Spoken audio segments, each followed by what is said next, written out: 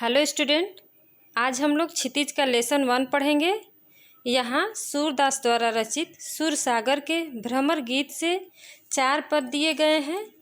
सूरदास का भ्रमर गीत वियोग श्रृंगार वर्णन में हिंदी साहित्य की अमूल्य निधि है। यहाँ पहले पद में गोपियाँ उद्धव से शिकायत करती हैं। जब श्री कृष्ण मथुरा चले जाते हैं और वापस लौट के नहीं आते हैं तो उद्धव को भेजते हैं गोपियों को समझाने के लिए।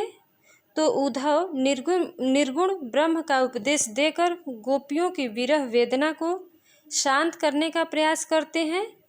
गोपियाँ ज्ञान मार्ग की बजाय प्रेम मार्ग को पसंद करती हैं, इसलिए उन्हें उद्धव का संदेश पसंद नहीं आता है और वो कहती हैं कि हे उद्धव, तुम अपना निर्गुण ब्रह्म का उपदेश अपने ही पास रखो, हमें नहीं सुनना।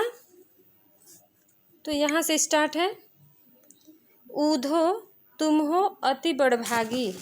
गोपियाँ उद्धव से शिकायत करती हैं, कहती हैं कि हे उद्धव, यदि तुम प्रेम के धागे में बंधे होते तब तुम्हें विरह की अनुभूति होती, इसलिए तुम अपना ज्ञान अपने ही पास रखो।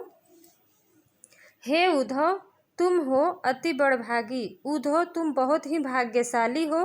अपरस रहत स्नेह तगाते। अपरस मीन्स अछूते, स्नेह मीन्स प्रेम, तगा मीन्स धागा। तुम प्रेम रूपी धागे से अछूते हो। नाहिन मन अनुरागी, और ना ही तुम्हारे मन में प्रेम है किसी के प्रति। तुम श्री कृष्ण के समीप रहते हो लेकिन फिर भी तुमको श्री कृष्ण से प्रेम नहीं है।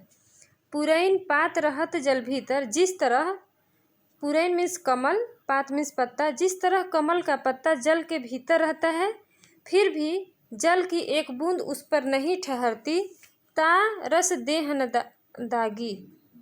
यानी कि कमल के पत्ते के ऊपर जो जल की एक बूंद भी नहीं ठहरती, उसी तरह तुम श्री कृष्ण के पास रहते हो लेकिन उनके प्रेम से दूर हो। ज्यों जल माह तेल की गगरी, बूंद न ताको लागी। यदि हम जल में एक मटका, एक गगरी तेल भी डाल देते हैं, गिरा देते हैं, तो वो जल के ऊपर ही ऊपर तैरता रहता है। जल की एक बूंद तेल के ऊपर नहीं ठहरता। प्रीत नदी में पाँव न बोरियो, दृष्टि न रूप परागी।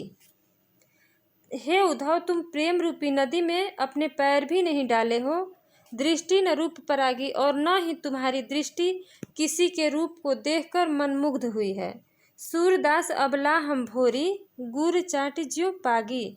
हे उद्धव, हम गोपियाँ अबला हैं और हम श्री कृष्ण के प्रेम से दूर नहीं हो सकती, विमुख नहीं हो सकते। जिस तरह गुड़ पर चींटी लग जाती है और उसका पूरा जो शरीर है गुड़ के रस से भीग जाता है और उससे अलग वो नहीं हो पाती, भले ही उनका प्राण चला जाता है, उसी तरह हमारा जो मन है श्री कृष्ण के प्रेम रूपी रस से भींगा हुआ है। हमारा मन और शरीर श्री कृष्ण के प्रेम रूपी रस से भींगा हुआ है, तो हम उनसे अलग नहीं हो सकते, विमुख नहीं हो सकते, भले ही हमारे प्राण चले जाएं। तो आप अपना ज्ञान अपने ही पास रखिए। हमें प्रेम मार्ग श्री कृष्ण के प्रेम में ही जीना और मरना है, हम उनके बिना नहीं रह सकते। धन्यवाद।